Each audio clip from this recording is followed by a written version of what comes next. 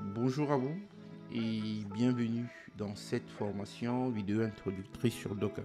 L'idée de ce cours est de prendre le temps nécessaire, tout doucement bien sûr, en toute bienveillance comme j'aime bien le faire, pour vous expliquer ce qu'est Docker.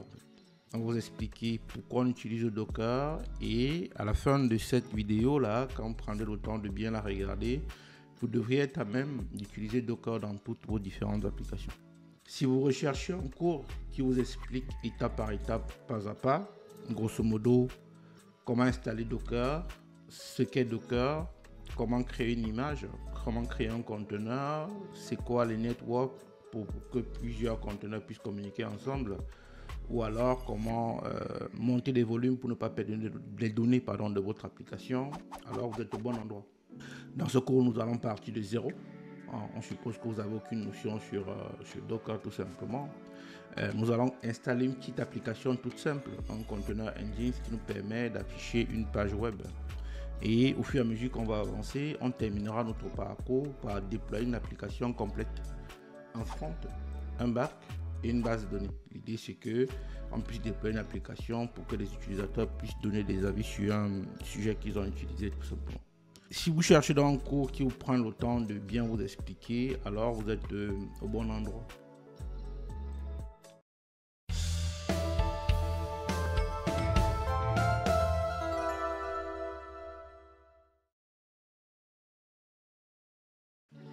Bienvenue encore une fois dans cette formation. Je suis Achille Bougueng, développeur depuis assez longtemps pour transmettre mes connaissances. Et comme j'aime bien le faire, dans cette vidéo, je vous propose donc de parler de Docker, de vous donner une formation introductrice complète, ce dont vous avez besoin pour atterrir sur un projet et déployer vos applications en utilisant Docker. Aujourd'hui, j'ai formé plusieurs personnes qui sont aujourd'hui de très bons développeurs dans de très belles équipes et sur de très beaux projets. Je propose de faire de même avec vous dans cette vidéo sur Docker tout simplement. Dans cette vidéo, comme je l'ai dit à la partie introductrice, vous allez apprendre à utiliser une image existante pour déployer une application que vous avez développée. Vous allez pouvoir créer vos propres images et les déployer sur vos différents serveurs vous-même. Vous allez à la fin pouvoir créer des volumes pour que si vous arrêtez votre application, vous ne perdez pas de données. Dernière chose qu'on verra aussi ensemble, c'est en gros comment mettre les applications en réseau pour que plusieurs applications puissent communiquer ensemble. Donc, asseyez-vous bien, installez-vous très bien, prenez un bon verre d'eau et puis on va passer de très bonnes heures en tout cas au cours desquelles vous serez assez à l'aise pour parler de Docker autour de vous et surtout l'utiliser dans vos différents projets. Si tu es nouveau sur la chaîne, n'hésite pas à t'abonner parce que je transmets de plus en plus de connaissances et je partage des vidéos, tout ce qui est du développement de l'Ops qui fera de vous à coup sûr des DevOps dans le futur. N'hésite pas à partager la vidéo autour de toi au plus grand nombre pour que ça puisse faire des émules bien sûr et que plusieurs personnes puissent profiter de ces connaissances gratuites. Si tu n'as pas tout compris, tu as des questions en fait, là, n'hésite pas. Je suis disponible sur LinkedIn, je réponds à quasiment toutes les questions qui me sont posées. De même sur mon site chilo.tech, tu peux aussi réserver un créneau de 30 minutes. Je prends le temps d'échanger avec tout le monde pour essayer de répondre aux différentes questions que vous avez. Et puis c'est toujours un plaisir d'échanger. Installe-toi bien encore une fois, prends un verre et surtout n'hésite pas à t'abonner.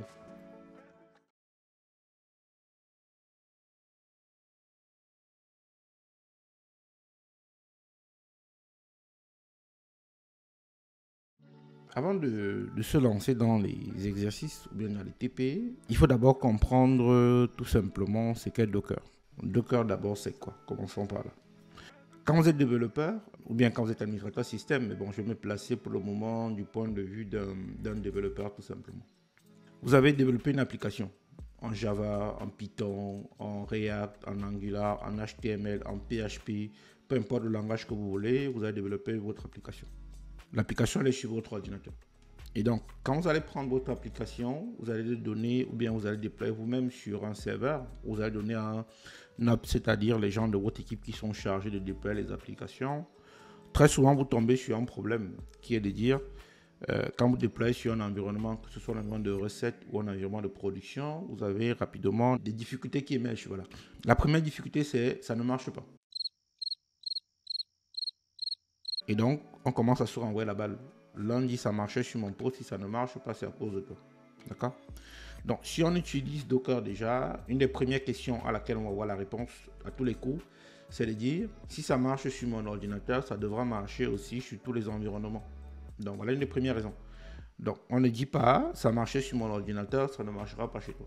L'idée, c'est de dire qu'avec Docker, vous allez donc pouvoir créer un livrable qui contiendra votre application dans une image et cette application peut être déployée sur n'importe quel environnement sans aucun prérequis. Bon, le seul prérequis tout de même, c'est qu'il faudrait qu'il y ait Docker installé sur ce serveur ou sur votre ordinateur tout simplement. Docker, c'est quoi? Pourquoi tout le monde en parle? Et même dans toutes les offres d'emploi aujourd'hui quasiment, on vous demande si vous savez faire du Docker. Docker, donc, c'est la solution logicielle qui va vous permettre de déployer votre application sur n'importe quel environnement. Peu importe l'environnement, que ce soit du Windows, du Linux, d'un environnement macOS, du moins si vous avez un macOS, si vous tournez sur Mac par exemple, peu importe l'environnement sur lequel vous serez, quand vous allez créer donc, ce qu'on verra par la suite des images, vous allez donc pouvoir donc, utiliser ces images pour pouvoir les déployer sur n'importe quel serveur. Avec Docker, donc, on aura pu le traditionnel point de friction qui est ça marche sur mon poste, si ça ne marche pas chez toi, c'est de ta faute en fait. Avec Docker, qu'est-ce qu'on va faire? On va donc pouvoir créer des images, ce qu'on appelle des images, en fait, c'est l'équivalent de nos livrables qui contiennent eux-mêmes les livrables de notre application. Et après, quand on donnera ça à un ops pour le déploiement, on n'aura pas de problème parce que l'application ou bien l'image Docker contiendra tout ce qu'il faut pour que votre application puisse comprendre, puisse tourner. Vous développez par exemple une application en Java 17 ou en Node 18 ou en PHP, je sais pas moi, 7. Quand vous allez mettre votre application dans une image Docker, à la fin, vous n'aurez plus de problème. Peu importe le serveur sur lequel vous êtes, dès que vous déployez l'application, ça marche tout seul. De plus, c'est léger.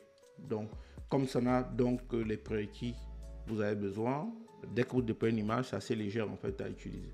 Deuxième chose, tout ce qui est autour ne vous empêche pas de déployer votre application, vous le faites sans problème.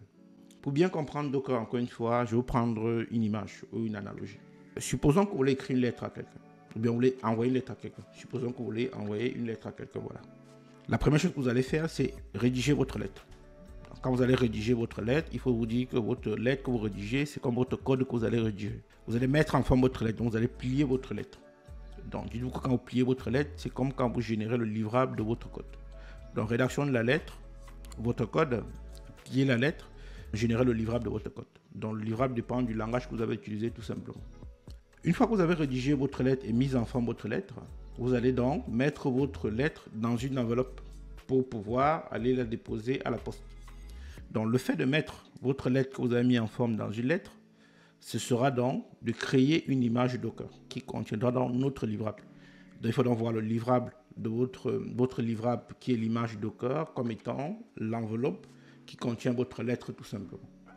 Une fois que vous avez fait ça, vous allez donc prendre votre lettre, vous allez aller la déposer à la poste ou bien au facteur. Le fait d'aller déposer votre enveloppe sur un facteur, en fait, là, c'est quoi? C'est tout simplement de dire que en termes de Docker, vous allez copier votre image, vous allez la déposer sur un repository. Un repository, c'est quoi? C'est une solution logicielle qui permet de stocker vos images. La plus populaire, c'est Docker Hub, c'est-à-dire le repo public dans lequel se trouvent toutes les images, en fait, possibles. Si vous êtes dans une entreprise et que vous avez des règles de sécurité, vous allez donc déposer vos images dans votre Nexus ou bien Native Factory. En fait. L'idée, c'est qu'on ait un répertoire privé qui n'est pas ouvert à l'extérieur et qui contient nos images. Maintenant, le facteur va déposer votre courrier chez le destinataire de votre courrier. Voilà. Pour nous, ce qui nous intéresse pour le coup ici en termes de Docker, ce sera de prendre l'image et l'exécuter sur un serveur. Quand on exécute une image sur un serveur, on obtient un conteneur. Et c'est donc comme ça que tout le monde donc, peut accéder à notre conteneur. C'est la même chose, la personne va pouvoir accéder à votre courrier. Donc, vous écrivez votre code, vous générez le livrable. Une fois que vous avez généré le livrable, vous embarquez le livrable dans une image Docker. Quand vous avez embarqué l'image dans une image Docker, vous allez stocker votre image dans un repository, c'est-à-dire un Docker Hub qui contient donc grosso modo toutes les images publiques ou un Nexus ou un Native Factory quand vous êtes dans une entreprise. Et vous allez donc pouvoir exécuter donc l'image tout simplement sur un serveur. Voilà à peu près le flow pour comprendre à quoi sert Docker en fait en analogie avec un courrier. Tout simplement. Donc votre code, votre livrable, une image Docker qui va donc contenir votre code. Votre image est stockée dans un repository, ou alors on peut aussi zipper l'image, mais on verra ça par la suite, comment on transfère l'image d'un serveur ou bien d'un ordinateur à un autre. Une fois que vous avez l'image, vous pouvez donc exécuter l'image et obtenir donc ce qu'on appelle un conteneur. Voilà à peu près comment il faut comprendre Docker. L'idée, c'est de dire que quand on obtient l'image, d'abord, surtout, effectivement, vous allez donc avoir l'image. Dans l'image, pardon, votre application et tous les prérequis nécessaires pour pouvoir exécuter votre image. Il n'y aura pas besoin d'aller télécharger une ressource externe pour que votre code qui est dans votre image puisse être utilisé. Donc voilà, juste en utilisant Docker, vous n'aurez pas de contraintes avec les dépendances pour que votre projet puisse évoluer. Vous faites du Java 17 par exemple, vous n'avez pas besoin de vous soucier que le serveur sur lequel vous êtes a du Java 17. Vous faites du Java 8, vous n'avez pas besoin de vous soucier que le serveur sur lequel vous êtes a du Java 8. L'idée donc c'est de dire que vous pouvez aussi faire cohabiter sur le même serveur deux applications. Une qui tourne en Java 8, une qui tourne en Java 17. Une qui tourne en Node 6, une qui tourne en Node 8. Une qui tourne en PHP 5, une qui tourne en PHP 7.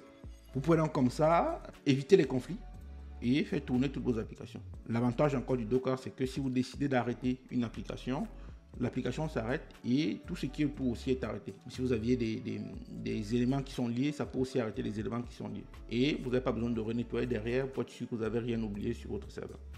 C'est assez simple d'utilisation, c'est assez pratique et c'est assez recherché. Donc je vous invite encore une fois à suivre cette formation jusqu'au bout. Ça vous sera assez utile et vous pourrez donc comme ça profiter de ça pour faire ce que vous avez à faire.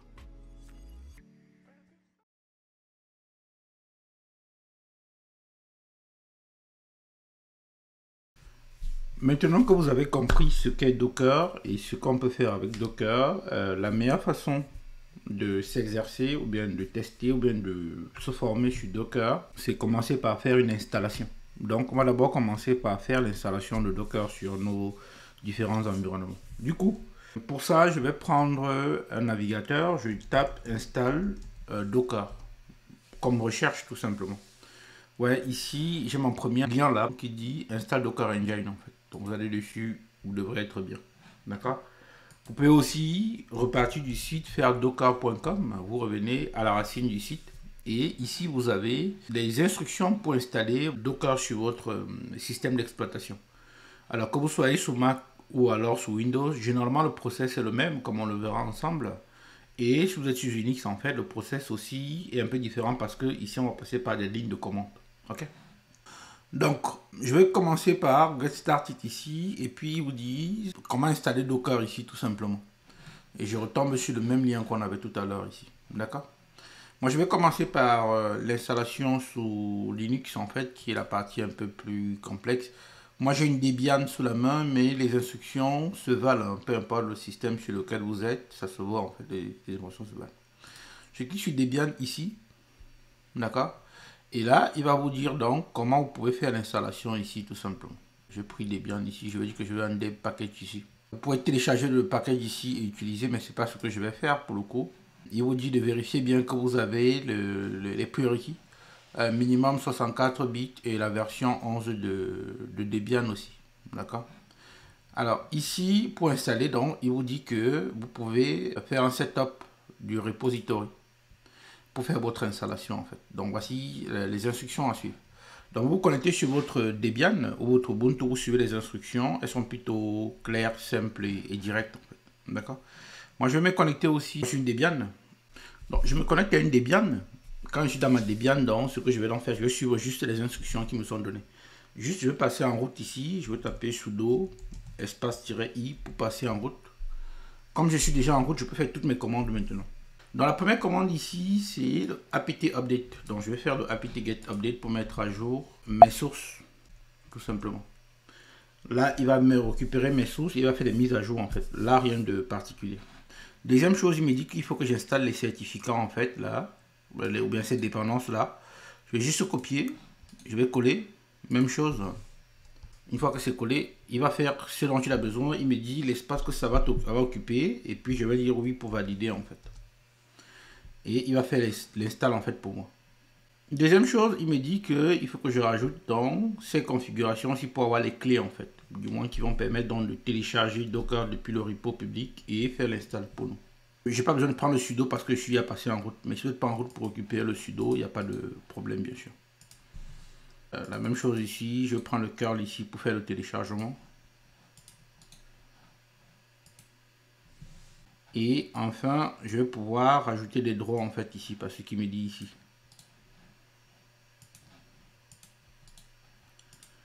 Ok. Une fois que ça c'est fait, il me dit donc qu'il faudrait que je mette à jour le repository pour pouvoir récupérer les dépendances. Je copie juste la commande et je vais pouvoir la coller ici. Une fois que ça s'est mis à jour, on est plutôt pas mal. On n'a pas de problème jusqu'à présent. J'ai fait un dernier apt update ici. Je peux copier, hein, mais comme je l'ai déjà dans mon historique, je refais un update parce qu'on a mis les sources à jour tout à l'heure. Et donc, dernière étape, c'est installer dans Docker ici pour nous. Je vais copier ma commande ici et je vais coller tout ici. apt-get install, il installe Docker et le Docker Compose aussi pour qu'on puisse par la suite faire du Docker Compose. Vous verrez par la fin comment faire du Docker Compose.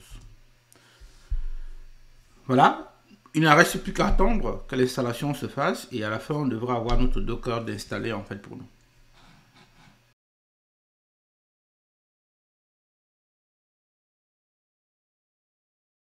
Là, l'installation pour nous elle est terminée. À la fin, ils disent que pour tester l'installation, là, il faut faire docker run hello world. Voilà. Je prends la commande, je la colle ici et on devrait plutôt avoir des bonnes informations. Voilà. Là, il vous dit en gros qu'il a récupéré un hello world, il a mis en local en fait. Donc, par exemple, je fais un docker image, on verra toutes ces commandes par la suite. Ouais, j'ai une image qui s'appelle hello world en fait. Je reviendrai dessus au cours de la formation en fait, sur cette notion d'image en fait, pour avoir les bonnes informations. Ok? Voilà comment vous installez dans Docker sous une Debian et puis c'est assez simple, c'est assez direct en fait, pas de problème. D'accord. De la même manière qu'on a installé dans Docker sur Debian, on peut faire la même chose sur Mac en fait. Quand vous avez un Mac en fait, c'est un peu plus facile. Vous allez donc choisir ici pour le Mac OS. Alors vous allez choisir votre processeur ici, soit c'est Intel, soit c'est Apple. Si vous avez l'Intel, vous téléchargez ici. Si c'est le Apple, vous prenez l'information ici. Donc vous cliquez dessus et il va vous permettre donc de télécharger votre fichier pour l'installation en fait. Bon, moi je l'ai déjà.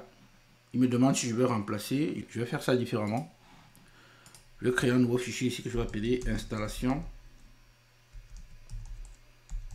Docker. Je crée ça dans un répertoire, pardon. Je mets ça dans un répertoire et il va me télécharger le DMG pour pouvoir faire l'installation en fait. D'accord?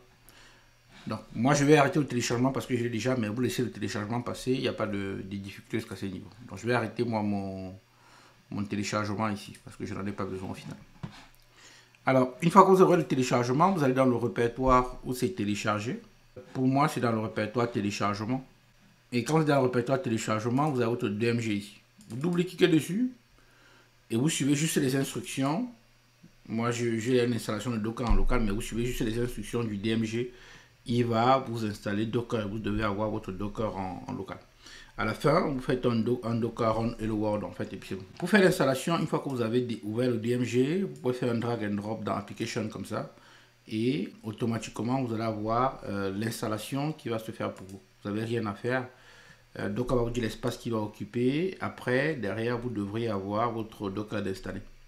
Pour tester, vous n'aurez plus qu'à faire le Docker run hello world comme on a fait tout à l'heure. Et puis, vous devrez être plutôt bien comme ça aussi. Le processus est le même sur Windows. Vous téléchargez, vous faites cliquer, vous faites suivant, suivant, et puis vous devrez avoir à la fin Docker installé. La seule contrainte, il faudrait voir que vous avez un hypervisor en fait pour pouvoir installer votre Docker sur votre système d'information. D'accord? On devrait être plutôt bien comme ça. Maintenant que l'installation est terminée, donc, on peut donc se dire qu'on a un Docker qui est installé et avec ça, on peut faire toutes nos différentes actions. Donc, je vais prendre un terminal. Peu importe le terminal, hein, je vais ouvrir un autre ici qui est en local pour le coup. Comme j'ai mon contenant local là, je fais un Docker ici. Vous voyez là, j'ai ma commande Docker qui est disponible et avec ça, je peux faire autant de choses que je veux. Donc, par la suite, on fera donc tout ce qui est utilisation d'images, installation d'images et puis déploiement d'applications.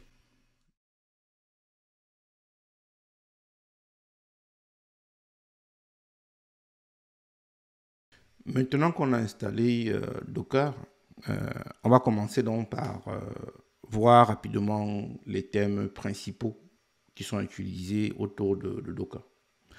La première chose qu'on va commencer à utiliser, c'est ce qu'on appelle une image. Donc, on va donc commencer par utiliser une première image de Docker.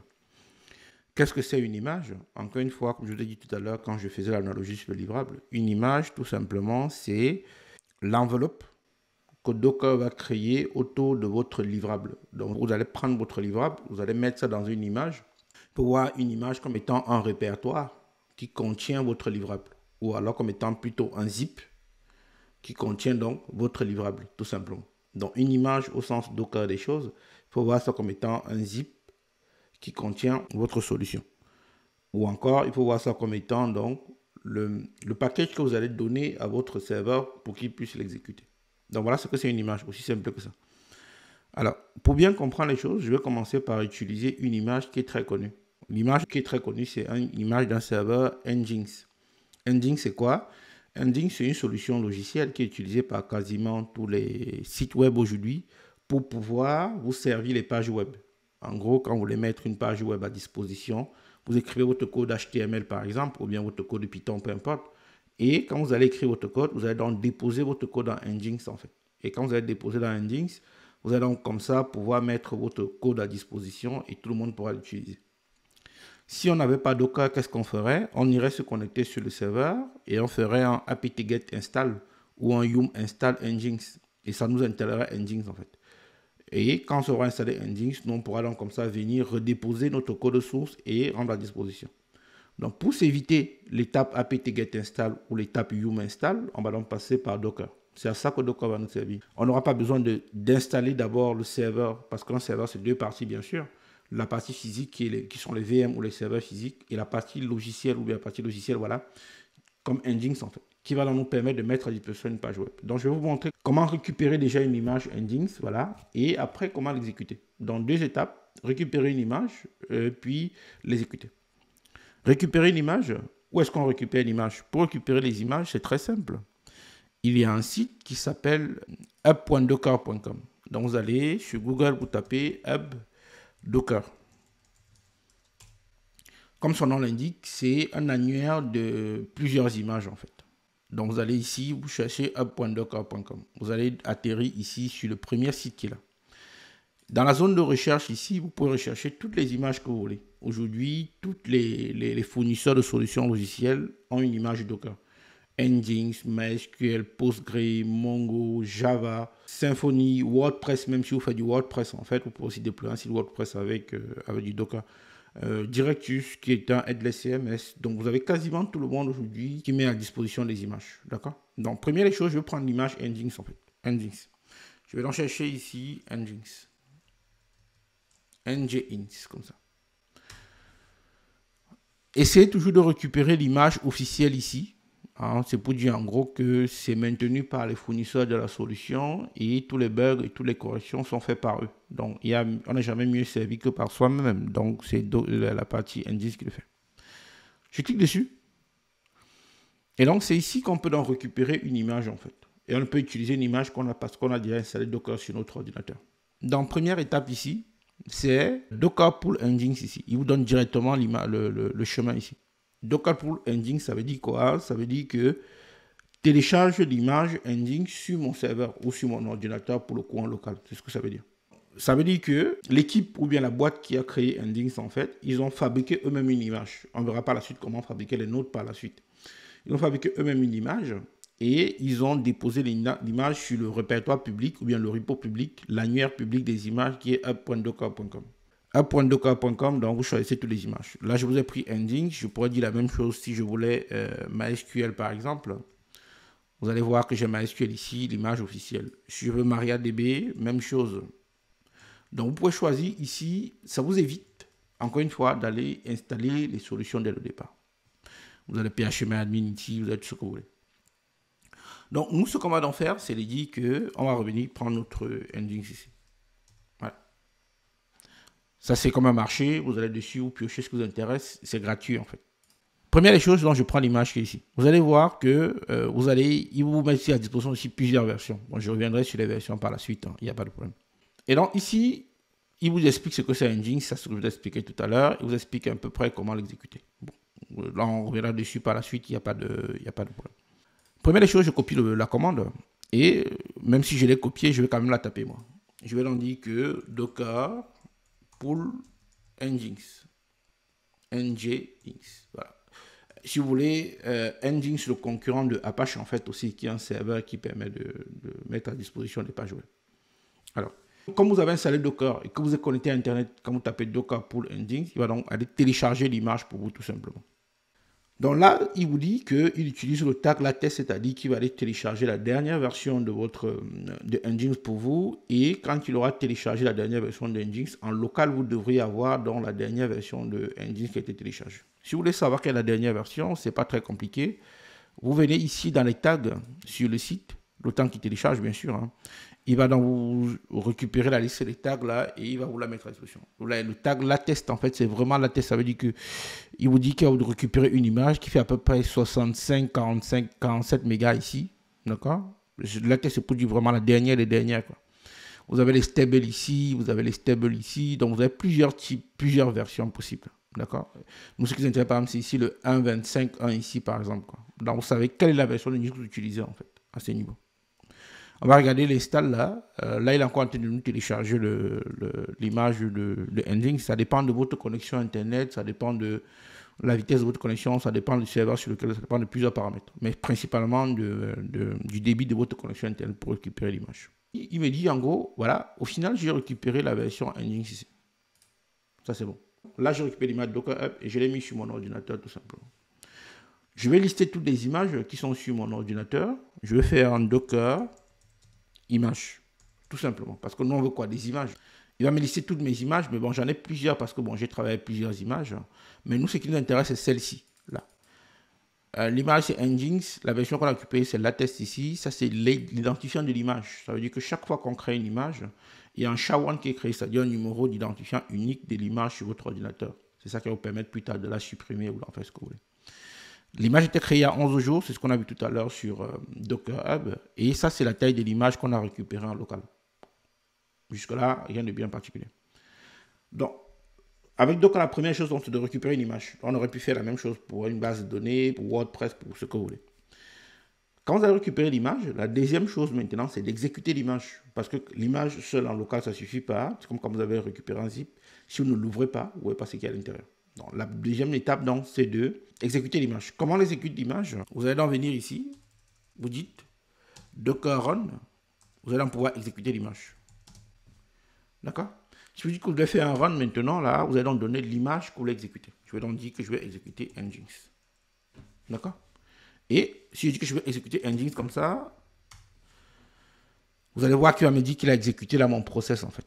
Le problème là maintenant, c'est qu'il ne me rend pas la main sur mon terminal. Ça veut dire que si j'arrête mon terminal là, je perds mon image qui est exécutée. Donc, la bonne façon de faire les choses, c'est d'exécuter l'image en arrière-plan ou bien en démon comme on dit souvent. Donc, ça permet de tourner l'image en arrière-plan et vous n'avez pas de problème derrière. Donc, je vais arrêter avec un CTRL-C. Il va faire l'exit. Donc, je vais donc réexécuter mon image. Docker run Nginx. Ça, c'est l'image que je vais exécuter. Deuxième chose, par exemple, je vais dire que je vais mettre le tiret D. Tiret D, ça veut dire en détache, ou bien en démon, ou en arrière-plan, tout simplement. Alors, quand vous avez un conteneur, il faut voir un conteneur comme étant une sorte de boîte noire. C'est-à-dire, dans votre conteneur, vous avez le conteneur et vous avez le reste du monde ici qui est Internet. Dans votre conteneur, donc, comme c'est une solution logicielle, il y a des ports. Donc, des ports qui permettent d'accéder à votre conteneur. Pour qu'on puisse accéder à ce qui est dans votre conteneur, vous devez faire un mapping. C'est-à-dire, vous devez dire que le port qui est dans mon conteneur, je vais le mettre à l'extérieur, en fait. Je vais aussi le rendre disponible à l'extérieur. Ça permet que si vous avez un port dans votre conteneur, vous pouvez choisir de mettre un port différent à l'extérieur. Il faut donc dire le port qui est dans votre conteneur, il faut le mettre à l'extérieur. Sinon, même si votre conteneur tourne, on ne pourra pas accéder au contenu de votre conteneur. Donc, je vais donc commencer par mettre le conteneur de l'intérieur vers l'extérieur, tout simplement. Donc, pour ça, je vais donc venir dire ici que docker-d, -p, c'est pour dire le port. Quand vous connaissez un peu Nginx, en fait, Nginx supporte le port 80. C'est le port par défaut pour les sites web, en fait. Donc, je vais dire ici que je vais mettre le port 80. Donc, 2 points pour dire, je vais mapper le port qui... Le 2 points, c'est pour dire la barrière, tout simplement. Je vais mapper le port qui est à l'intérieur vers l'extérieur. Donc, le port à l'extérieur, il est toujours mis derrière. Donc, ici, sur le port 80 pour nous. Je vais le mapper à l'extérieur sur le port 80 aussi. Comme ça, j'aurai le port 80, 80 qui va écouter. OK? Là, il me dit que docker run-d n'est pas connu. Donc, je vais donc venir mettre mon D ici. Pardon. Voilà. Du coup, il va dire qu'il va exécuter mon D. Il va run-d, c'est pour dire en détache encore une fois. Et il va faire mon image. Comment je sais que ça exécute? Je peux faire un docker ps. Quand vous avez exécuté votre image, vous avez donc obtenu ce qu'on appelle un conteneur. D'accord? Donc, quand j'ai une image, j'exécute mon image, j'obtiens donc ce qu'on appelle un conteneur tout simplement. Là, il me dit que docker ps, ça ne me donne rien parce que je peux faire un docker ps-a pour voir le all en fait. D'accord? Ici, moi, je vois que mon conteneur que j'ai exécuté tout à l'heure ici, il est exit 33 secondes de go. Ça veut dire quoi? Ça veut dire en gros qu'il n'a pas pu exécuter mon conteneur, tout simplement. Donc, moi, je suppose que c'est parce que le port que j'utilise n'est plus disponible, en fait. Comment je peux voir ça? Chaque conteneur peut mettre à disposition des logs. Pour voir des logs de votre conteneur, vous allez voir qu'il va vous mettre à disposition des choses. Le SHA-1 qui est ici, il a pris une barre du SHA-1 qui a remis ici. Et surtout, vous avez un nom aléatoire ici. Donc, vous pouvez en faire les logs de l'un ou de l'autre. Donc, je vais faire ici docker logs pour voir les logs de mon conteneur. Je peux faire un "-f" pour voir ça de manière continue. Et ici, je vais donc dire ici que je peux donner les 3 premières lettres. Par exemple, C46. Docker logs-f. Et ici, de ce qu'il me dit, c'est qu'il ne connaît pas la commande P. Tout simplement. Donc là, ce que je vais faire ici, je vais copier tout le nom. C'est comme ça que vous débuguez votre problème, hein, si vous en avez, bien sûr. Voilà, il me dit que le P ici ne connaît pas. Ça veut dire que quand j'ai exécuté ma commande ici, j'ai mis un docker P. Je vais donc faire quoi? Je vais supprimer ce conteneur et le recréer. Donc, je vais donc faire docker, comment dire ça? RM. Ouais, c'est assez intuitif les commandes. Docker pull, ça télécharge l'image. Docker run, ça exécute votre image. Docker logs, ça vous donne les logs dans votre image pour voir pourquoi ça ne marche pas ou bien pourquoi ça marche, bien sûr. Et docker rm pour supprimer un conteneur. Là, on me dit qu'il a supprimé un conteneur. Je vais reprendre ma commande et je vais mettre toutes mes options avant la création du conteneur. Docker run-p 80 2.80. Rappelez-vous bien, le premier 80, c'est le port à l'extérieur et le deuxième port 80, c'est le port à l'intérieur. Là, il est en train d'exécuter mon conteneur là. Il me donne un nouveau SHA-1 en fait. Chaque fois qu'il il exécute une image, il me met à disposition ce qu'on appelle un conteneur. Donc, un conteneur, tout simplement, c'est une image en cours d'exécution. J'ai fait un docker logs ici, docker ps d'abord, parce qu'on n'a pas de nom. Il me dit qu'il a exécuté mon image index. Il m'a donné un nom aléatoire ici. Et depuis 16 secondes, c'est du moins c'est exécuté. Je vais donc pouvoir dire ici que je vais accéder à mon conteneur. Comment faire? Très simple. Vous prenez votre navigateur, vous mettez localhost. Il faudrait mettre un localhost et un slash ici. Voilà mon indice qui est lancé. Je n'ai pas besoin de mettre le port 80 parce que par convention, le port 80, c'est le port du web. Donc, je n'ai pas besoin de rajouter en fait. Supposons que votre port 80 est utilisé déjà par une autre application sur votre serveur. Vous pouvez donc choisir de changer le port sur lequel votre conteneur va s'exécuter. Donc, je fais un docker ps, je récupère mon image qui est là, ou bien ici. Et je vais donc refaire la même chose. Docker rm. L'avantage, quand vous supprimez, du moins vous nettoyez votre ordinateur au final, quoi. C'est assez éphémère comme élément. Il me dit que mon conteneur en cours d'utilisation, je ne peux pas l'utiliser. Deux façons de faire. Soit vous faites un docker rm-f parce que vous êtes sûr de ce que vous voulez faire. Soit vous commencez par l'arrêter. Donc docker stop. C'est assez classique. Et maintenant, quand vous avez arrêté le conteneur, vous pouvez faire un docker rm pour supprimer votre conteneur. Et là, c'est bon. D'accord? Donc nous, ce qu'on veut faire maintenant, c'est de dire que quand on a une image, on veut que le port à l'intérieur soit différent du port à l'extérieur. Comment on fait ça? Je reprends ma commande qu'on avait tout à l'heure. Docker run endings sur le port 8080 ici. Je vais donc rajouter le name. Je vais donner un nom à mon conteneur déjà. Comme ça me permet de savoir. Je vais appeler ça local engines. Voilà. Et ici, vous pouvez mettre les paramètres avec 2 points tiret égale local engines comme ça. Ou alors vous pouvez mettre un espace comme on l'a fait pour le port ici. Ça, c'est deux façons d'écrire la même chose. Du moins la même façon de les paramètres. Je vais dire que je veux que mon port ici, tout le port 86 ou bien le port 80, peu importe. Vous mettez le port qui vous intéresse, tant qu'il est disponible, c'est le plus important. Il va me recréer mon conteneur. Même chose, je refais mon docker ps ici. Je peux même faire un grep en plus ici pour chercher mon nom de conteneur que j'ai donné. Je vais l'appeler Nginx comme ça. Et là, voici mon local Nginx qui est ici. Et il est maintenant sur le port 86. Donc, je peux donc revenir ici et dire que cette fois, c'est le port 86. Je mets un slash à la fin. Et ouais, donc, il me reprend toujours ma page web sur Nginx. D'accord?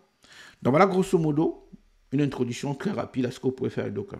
Avec Docker, donc, vous pouvez donc dire que j'exécute mon image et à la fin de l'exécution de votre image, vous aurez un nom qui va vous permettre de contrôler votre conteneur. Vous pouvez donc faire un exec, vous pouvez faire un logs, vous pouvez faire un stop, vous pouvez faire un rm, vous pouvez faire ce que vous voulez en fait. Il y a plusieurs commandes en fait. Comme pour toute solution, pour avoir la liste de vos commandes, vous avez qu'à taper docker help.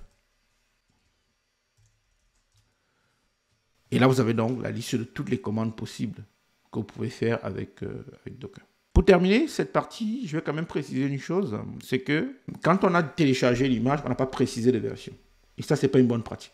La bonne pratique, parce que je le dis, l'idée aussi c'est de vous donner les notions sur Docker et de vous donner les bonnes pratiques en même temps. La bonne pratique, c'est de préciser toujours la version que vous voulez utiliser. Si vous ne précisez pas la version, c'est un peu... c'est pas top, quoi. Il faut choisir toujours la version sur laquelle vous voulez utiliser, travailler. Ça vous permet de dire que s'il y a une évolution sur la latest, en fait, ça ne vous impacte pas. Quand vous avez précisé la version, ça permet de maîtriser ce que vous avez sur vos environnements. Donc, on va reprendre la même chose, mais en précisant les versions chaque fois-ci. Je vais donc commencer par supprimer mon conteneur et mon image. Pour partir du feuille plutôt propre, je vais faire un docker ps ici. Grep Nginx. Je vais donc supprimer cette image. Donc, je fais docker stop. Vous pouvez supprimer soit par l'identifiant, le SHA-1 qui a été généré ici, soit par le nom en fait. Moi je vais passer par le SHA-1 parce que c'est plus simple. Donc 8CD. Je vais supprimer le 8CD. Je vais l'arrêter d'abord, pardon. Une fois que je l'ai arrêté, je vais donc pouvoir supprimer. D'accord? Ça, si j'ai plus mon conteneur, tout est bon. Si je reviens à mon navigateur ici, je fais ça. J'ai une 404, c'est normal parce que j'ai arrêté mon conteneur. Donc ça vous évite d'installer, de supprimer, par exemple, de faire apt-get install, apt-get remove, ainsi de suite, apt-install, apt-remove, yum install, yum remove. Tout ça, vous n'avez pas besoin de vous soucier de ça. Je vais maintenant supprimer l'image. Donc je vais faire docker image pour avoir ma liste de mes images, bien sûr. Et donc, si on voit la liste de mes images ici, je vois mes images, celle que j'ai téléchargée ici, c'est le 0212. Vous n'avez pas besoin de mettre toute la valeur. 3 ou 4 suffisent largement pour se différencier des autres. Donc, je vais faire un docker RMI pour supprimer l'image 0212, comme on l'a dit tout à l'heure. Il me dit que l'image est en train d'être utilisée, en fait. Il faudrait d'abord arrêter le conteneur. Donc, ça voudrait dire que il y avait un autre Nginx qui tournait derrière, il n'y a pas de problème. Donc là, j'ai supprimé le conteneur et maintenant, je peux donc supprimer l'image. Docker RMI, voilà.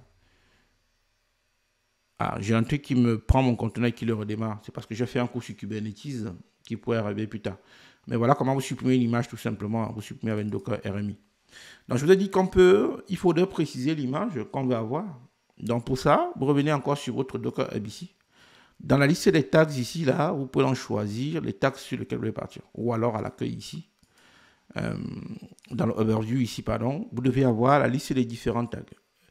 Je vous recommande de partir toujours sur du Alpine, en fait, parce que le Alpine, c'est une image assez légère, en fait. Là, je n'ai même pas besoin de cliquer dessus, hein, tout simplement. Comme je connais la version que je vais récupérer ici, là, le 1.25 1-Alpine, c'est ce que je vais utiliser.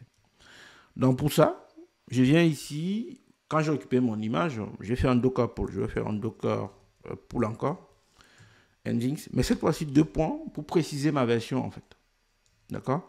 Je vais donc prendre le 1.25. Vous avez plusieurs versions, hein, mais ça vous permet de maîtriser la version que vous avez surtout.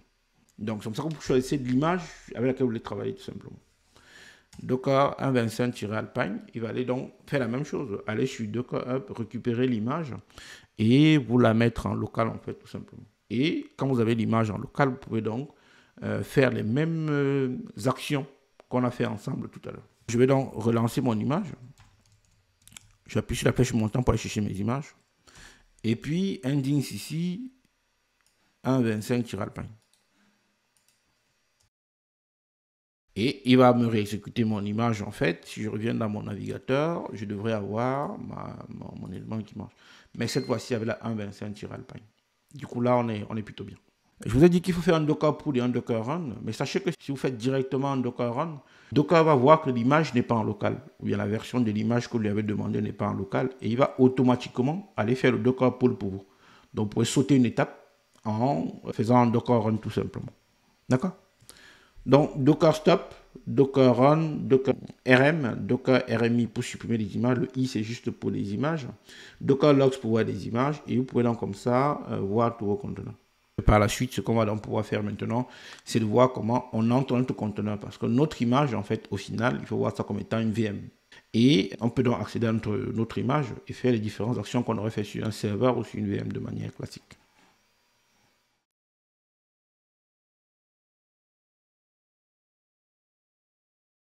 Maintenant qu'on a vu les premières commandes sur les commandes qu'on peut utiliser avec Docker, ce qu'on va faire là maintenant, c'est qu'on va voir comment on peut débugger notre conteneur. Parce que comme je vous ai dit, votre conteneur c'est une image en cours d'exécution.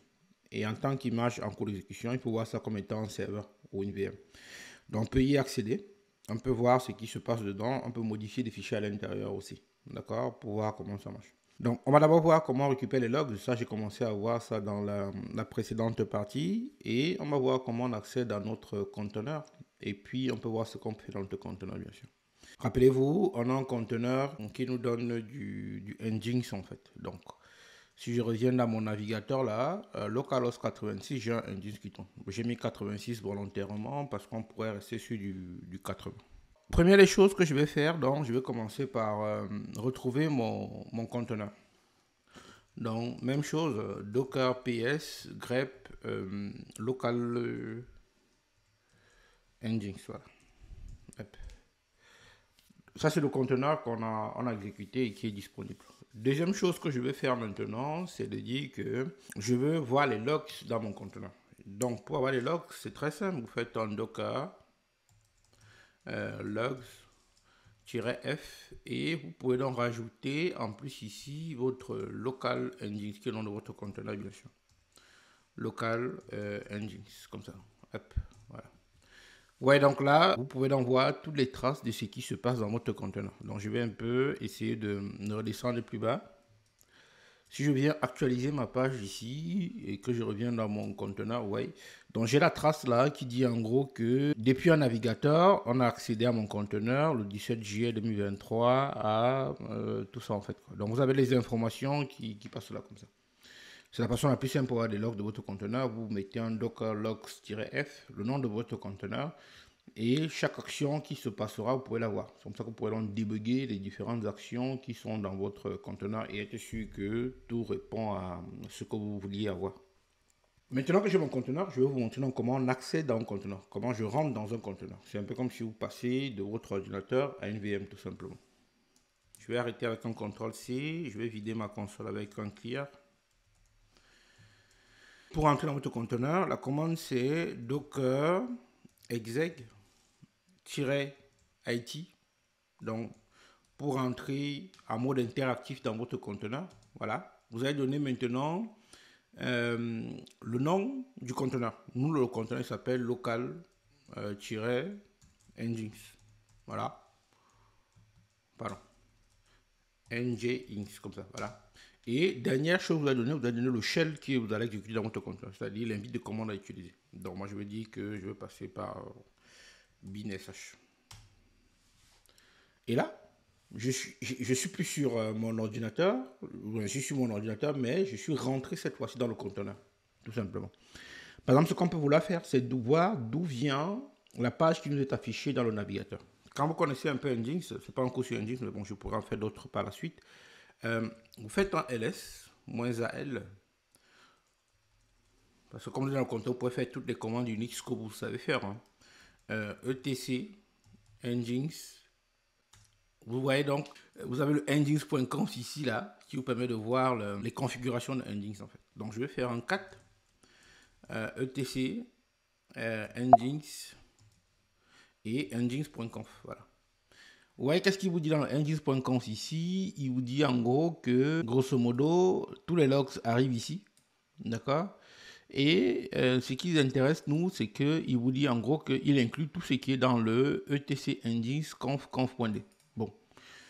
Donc, je vais donc aller chercher ce qui est dans le etc indice et puis conf. Encore une fois, je suis dans mon conteneur, je ne suis pas sur mon ordinateur. Ouais, il y a un default.conf. Qu'est-ce qu'il dit le default.conf ici? Il dit tout simplement que quand vous faites le slash, comme on l'a mis tout à l'heure là, sur le port 80, maintenant on a mis 86 qui redirige vers 80. D'accord, on est bien. Il dit en gros qu'il va aller chercher les données qui sont dans USR share index HTML. Et le fichier qui vous sert, c'est le fichier index.html ou le fichier index.html. Donc nous, on va donc aller dans ce répertoire-ci pour voir la page qui nous est affichée dans le navigateur. Donc ici, je copie ce chemin. Je vais faire un CD USR share index.html. Je rentre, je me retourne dans le conteneur. ls-al. Ouais, donc j'ai ma page index.html ici. Si je fais un VI sur index.html, il va m'ouvrir mon fichier index ici. D'accord? Il vous dit Welcome to Nginx ici. Ça, c'est la page qu'on a vue tout à l'heure. Moi, ce que je peux faire tout simplement ici, c'est je vais modifier le fichier. Voilà. Je vais l'appeler formation Nginx. Alors, et vous avez le Welcome Nginx ici. Je veux dire bienvenue dans cette formation. J'ai mis un Nginx tout à l'heure, c'est formation Docker, pardon. Formation Docker dispensée par Shilo.tech. Bon, on verra que c'est pas la bonne façon de le faire, mais c'est juste pour montrer que je vais faire un échappe ici et supprimer tout ce qui est en dessous. Voilà. Je vais faire échappe .wq pour sauvegarder. D'accord. Et si je reviens dans mon navigateur là, ouais, hop, j'ai mon texte. Comment ça? Comme ça, vous pouvez donc rentrer dans votre conteneur et modifier une page en fait dans votre conteneur. Le problème de ça, c'est que ce que vous avez modifié n'est sauvegardé nulle part. Donc, si vous arrêtez le conteneur, vous perdez toutes les modifications. Il faut tout recommencer en fait. D'accord? Il faut bien se le dire. C'est pas parce que vous avez modifié dans un conteneur que les données sont pérennes. Si vous supprimez le conteneur, vous allez perdre. Je vais donc revenir ici et je vais sortir du conteneur en fait. Donc, j'ai exit, je suis revenu là sur mon ordinateur pour le coup. Même comme je vous disais, donc, si je fais un Docker, ici, je peux redémarrer mon conteneur. Hein. Je vais faire un Docker restart. Pardon, il manque un T. Pour redémarrer mon conteneur et voir comment il va se comporter en fait par rapport à ce que je lui ai donné comme information. Là, si je reviens ici, je retrouve mes données parce que je n'ai pas supprimé mon conteneur, j'ai juste redémarré mon conteneur et il y a les données. Donc là, si je viens ici, je fais un Docker rm-f. Hein. Je suis sûr de ce que je vais faire, donc je peux le supprimer directement sans m'embêter. Et que je redémarre mon conteneur, bien sûr. Quand je vais revenir ici, de facto, j'ai perdu mes modifications. Je fais ça pour vous dire surtout qu'un conteneur est éphémère. Et donc, si vous modifiez les informations dans un conteneur, quand vous allez arrêter votre conteneur, ou le supprimer, bien sûr, du moment que vous allez supprimer votre conteneur surtout, vous allez donc perdre les données. Donc, il faut bien être bien en être conscient, voilà. Il faut bien en être conscient pour être sûr que ce qu'on fait, c'est pas pour perdre des données. D'accord? Donc, voilà deux nouvelles notions que je vous ai présentées. Grosso modo, comment vous accédez aux logs de vos conteneurs et comment vous accédez vous-même à votre conteneur pour faire des opérations à l'intérieur. Ça peut être assez bien pour pouvoir faire des tests. Vous pouvez faire un petit POC sur un disque pour voir comment ça marche. Ça peut vous permettre donc d'aller comme ça dans le conteneur, tester des actions avant de les sauvegarder et refaire de manière plutôt globale. Donc, je vous montrerai par la suite comment on peut créer nous-mêmes nos propres images. Parce que là, on vient de voir comment on utilise une image. La prochaine étape, donc, pour moi, c'est de vous montrer comment on va donc créer nos propres images.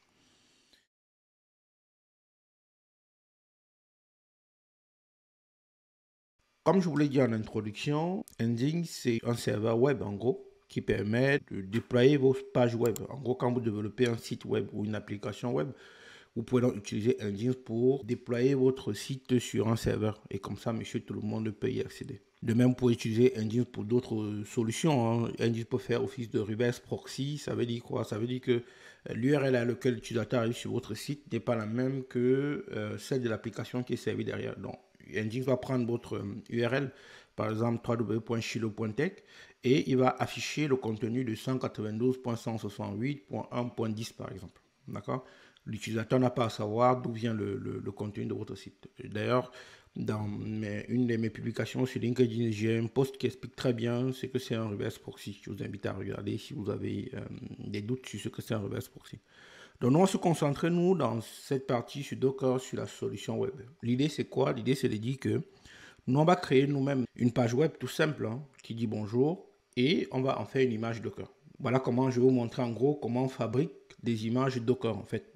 On a vu comment utiliser une image. Maintenant, on va commencer à fabriquer les nôtres nous-mêmes et les exploiter.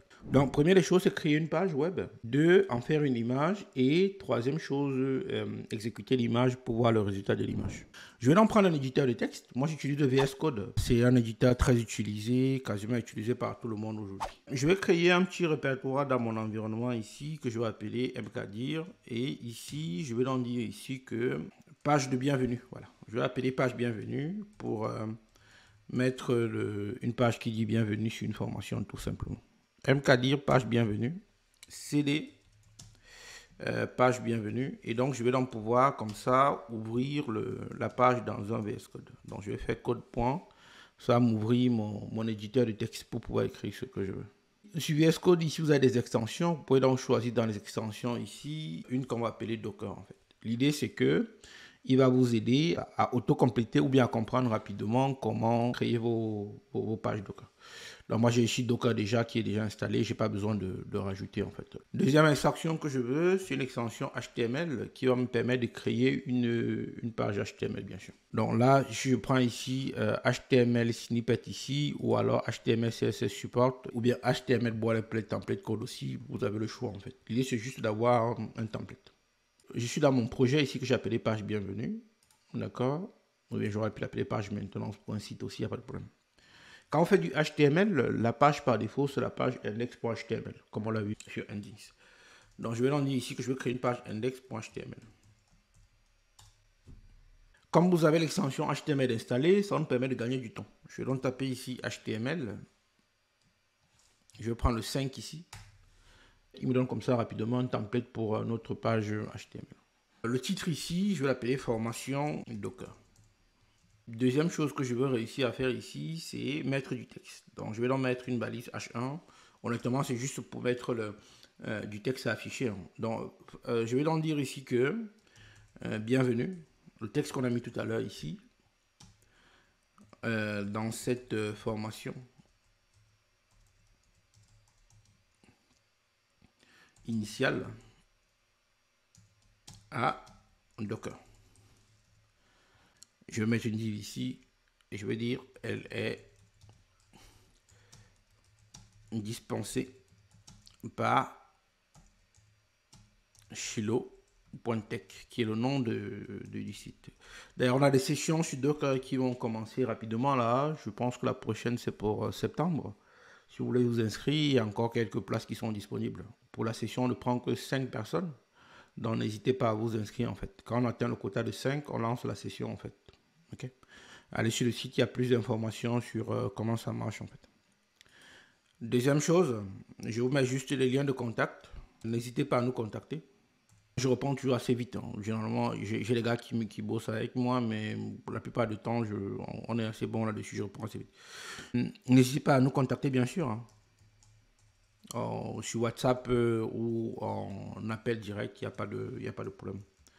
33 7 61 70 57 45, ça c'est le numéro. Et si vous voulez, par le mail, c'est aussi simple, hein, accueil@chilo.tech. D'accord? Vous avez l'un ou l'autre moyen pour nous contacter, en fait, si vous avez des questions ou vous voulez échanger sur des sujets. On répond assez vite. Donc voilà ma page web qui est créée. D'accord? Je peux juste cliquer dessus pour... je vais faire un Open Live Server. Vous pouvez aussi installer une extension qui s'appelle Live Server. Qu'est-ce que Live Server vous permet de faire ici? Voilà, ça vous permet d'accéder rapidement à votre page web en fait, sans avoir à installer un serveur comme Nginx en local. Je viens ici, clic droit, Open with Live Server, d'accord? Et donc, Voilà comment il me met ma page à disposition. Là, je suis encore en local, bien sûr, et j'ai une page web qui est bonne et qui fonctionne très bien. La prochaine étape, donc, pour moi, c'est de prendre la même page et en faire une image Docker que je vais exécuter pour avoir le même contenu. Ni plus ni moins que ça. Quand vous voulez créer une image Docker, il faudra, dans le code source que vous voulez transformer en image Docker, c'est-à-dire le code, parce que comme j'ai souvent dit, le code n'est plus simplement le code aujourd'hui. Le code, c'est le code plus les instructions pour déployer le code. Donc, on va donc créer dans le même répertoire un fichier qui s'appelle Dockerfile. Ça, c'est la convention sur le nom du fichier sans extension avec la lettre D en majuscule. Ça permet de dire que vous allez donc écrire les instructions. Quand Docker voit ce fichier, il a des instructions qui vont lui permettre de construire votre image tout simplement. Donc, je retourne dans mon éditeur de texte. Je vais donc créer donc ici à la racine, bien sûr, un nouveau fichier que je vais appeler Dockerfile. Lettre D en majuscule, Docker, et puis file derrière. Pas d'extension. Ouais, automatiquement, j'ai ma baleine ici, là, qui apparaît, en fait, qui est ici de Docker. Jusque-là, rien de bien important. Donc, on va donc pouvoir donc créer notre première image. L'idée de l'image, c'est qu'elle nous affiche la page web qu'on vient d'avoir tout à l'heure. Quand vous voulez créer une image, la première instruction, la toute première, c'est de donner l'image de base. Ça veut dire qu'une image que vous créez s'appuie elle-même sur une image. Donc, vous allez donc créer une image en disant que vous voulez appuyer l'image de base. Nous, comme on va afficher une page web, l'image de base ici, pour nous, c'est Nginx, en fait, tout simplement. Donc, je vais donc dire que mon image de base, c'est Nginx. Donc, première instruction, c'est le from. Le from dit que je donne l'image à partir de laquelle on va créer mon image. From. Donc, je vais donc dire ici que mon from, c'est l'image Nginx. Je vais prendre le même nom qu'on avait tout à l'heure pour notre image Nginx, hein, c'est-à-dire Nginx 1.25 Alpine. Je vais copier le même nom qu'ici. Je viens remettre ça ici. Ça, c'est la première instruction. C'est-à-dire que vous êtes en train de créer votre image, vous mettez la fondation. Première étape, c'est de dire que je vais donc construire mon image. Ni plus ni moins que ça. Deuxième étape, comme on l'a vu avec Nginx, en fait, on sait dans quel chemin les fichiers sont copiés. Du moins, le fichier est servi, en fait, à partir de quel chemin le fichier est servi. Donc, je vais donc dire ici que quand on va construire mon image, en gros, il faut télécharger l'image Nginx Alpine. Deuxième chose, on va donc copier le fichier qu'on a en local et on va le mettre dans le répertoire pour écraser le fichier index.html, voilà, servi par défaut par Nginx. Donc, je vais donc copier mon fichier qui est en local et je vais donc écraser celui qui est exécuté, en fait. Donc, ce sera donc copie, voilà. Et je vais donc dire que je veux copier le fichier, c'est-à-dire le fichier index.html, voilà. Vous vous souvenez dans la dernière vidéo, ce que j'ai dit, c'est que vous allez faire le usr share HTML et vous allez donc copier le fichier index.html. Pour être sûr de notre coup, je vais juste regarder dans mes logs ici, pour être sûr que je ne m'embête, voilà. Donc vous avez usr share index.html, voilà. Je copie le même chemin. Donc je dis en gros, tu copies le fichier index.html que moi j'ai en local et tu le mets dans usr-share.nginx.html. Ça va nous permettre donc de dire que le fichier par défaut qui est mis à disposition par Nginx sera écrasé au profit d'une autre. Dernière instruction, je vais donc exposer le port 80 parce que comme j'ai une image, je vais réexposer le port que Nginx me met à disposition. Ça permettra d'avoir dans mon port en interne que je vais plus tard mapper en port externe. Donc voilà comment vous allez donc rajouter les instructions pour déployer votre application. C'est comme ça que vous créez une image. Première des choses, vous créez un Dockerfile, vous mettez l'image de base et puis vous mettez les instructions à l'intérieur. Les instructions dépendent du langage que vous utilisez. C'est du PHP, si vous allez copier des fichiers PHP. Si c'est du jar, vous allez copier des fichiers .jar. Si c'est du Python, vous allez copier des fichiers Python, PY. Donc ça dépend encore une fois du langage que vous avez. D'accord? Voilà comment on crée une image aussi simple que aussi basique. Ça m'évite donc d'avoir à installer un Nginx sur mon serveur pour mettre à disposition ma page web ou bien mon site web en fait. Je n'ai mis qu'une page, mais s'il y avait 15 pages ou 20 pages ou 30 pages, j'aurais copié les mêmes fichiers en fait et puis ça marcherait sans problème. Donc peu importe le nombre de fichiers que vous avez, ce n'est pas très important. Il faut juste copier, que ce soit les fichiers un par un, que ce soit le répertoire lui-même en fait qui contient votre livrable. Maintenant qu'on a ça, je vais donc créer dans mon image. Donc ça, ce sont juste les instructions pour créer mon image. Pour refaire mon parallèle que j'avais défini tout à l'heure avec le courrier, il faut se dire qu'on est en train de préparer ici notre enveloppe en fait. Et puis on va mettre dans l'enveloppe et puis on va sceller tout simplement. Je vais donc sauvegarder ça. Je vais revenir ici me rassurer que je n'ai plus la même image qui est exécutée là. J'ai fait un run ici, je vais supprimer l'image hein, parce qu'on n'en a plus besoin. Dans Docker rm-f local engines, comme ça il me supprime mon image. Je pars d'une feuille blanche. Si je fais un ls-al ici, je vais voir le contenu de mon répertoire. ls-al, je vois le contenu de mon répertoire. Ouais. Répertoire historique qui est mis par VS Code pour suivre l'historique de mon code. Le fichier Dockerfile pour construire mon image Docker et le fichier index.html qui va être mis dans mon image Docker. Je peux donc construire dans mon image. La commande pour construire l'image, c'est très simple. C'est Docker build -t, c'est pour faire quoi? C'est pour taguer l'image en fait que vous voulez créer. Donc vous pouvez donc comme ça dire que je vais donner un nom à mon image. L'idée c'est que l'image ne soit pas n'importe quelle image en fait. D'accord? Je vais donc l'appeler page-bienvenue. Je vais donner une version, une version à mon image. Sinon il va mettre le latest. Et comme je vous ai dit tout à l'heure, la bonne pratique c'est toujours de donner une image. Je donne une version aléatoire, mais on suit le processus, du moins la nomenclature du same versioning. C'est-à-dire que la première valeur numérique, c'est une valeur majeure. La seconde, c'est une valeur mineure. La troisième, c'est juste pour dire en gros qu'il y a des changements très mineurs, tout simplement. J'oublie le terme exact, mais je vais vous le trouver. Je vais donc dire ici que c'est 1.0.0. D'accord? Dernière chose, je mets le point ici. Le point, c'est pour dire quoi? C'est pour dire à Docker, le fichier Dockerfile qui contient les instructions pour construire les images se trouve dans ce répertoire. Ce n'est leur file, donner le chemin vers le répertoire. Donc je mets le point pour dire, tu prends les informations dans ce répertoire et en Dockerfile, tu prends le fichier. Donc Docker build pour construire l'image, -t c'est pour taguer l'image, c'est-à-dire un nom et une version. Le nom ici c'est page bienvenue, la version c'est 1.0.0.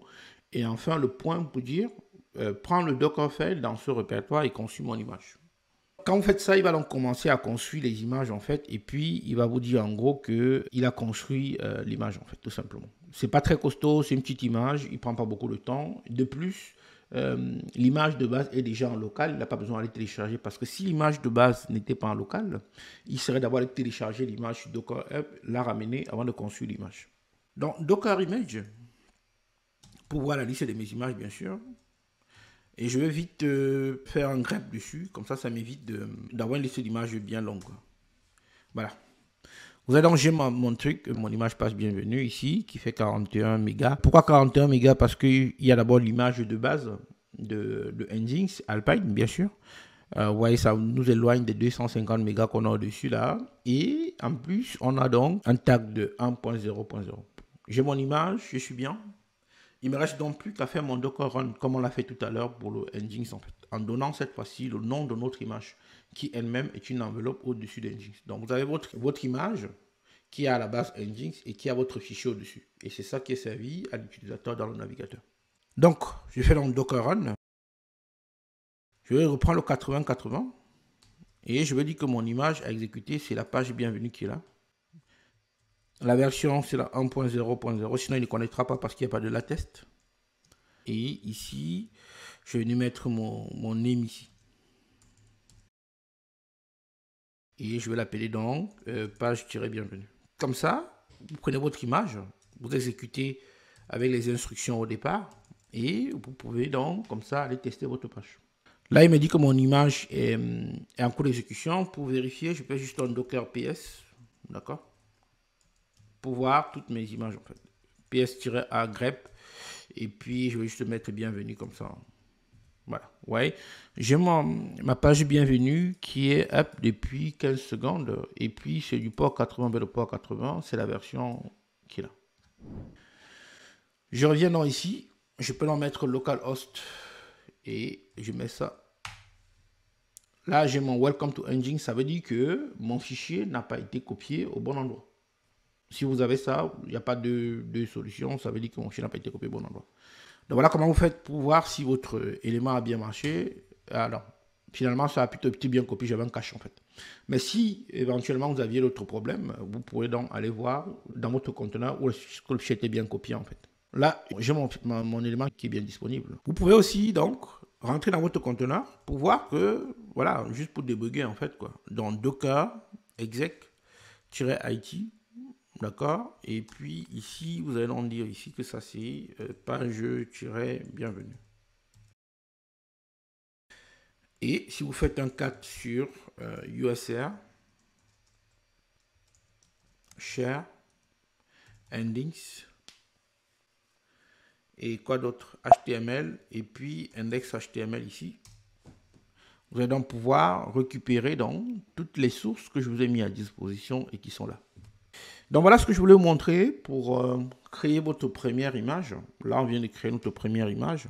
On arrive au terme de cette vidéo. Je vous remercie encore d'être resté jusqu'à l'instant T où on est là et qu'on discute. Comme je dis toujours, j'espère que vous ne repartez pas les mêmes bredouilles et que vous avez appris des tas de choses. Merci encore d'être resté jusqu'au bout. Cette vidéo que vous venez de voir là, c'est la première partie d'une vidéo plus complète sur Docker que j'ai en privé sur ma chaîne. Si vous voulez la voir, n'hésitez pas à me contacter et puis on va trouver le moyen de vous transmettre ça, il n'y a pas de problème. Dans la seconde partie qui est un peu plus longue, je parle de dockeriser une application en Java, de créer un réseau pour mettre 3 applications ensemble qui peuvent discuter, c'est-à-dire un back-end, une base de données et une IHM pour voir les données qui sont dans votre base, bien sûr.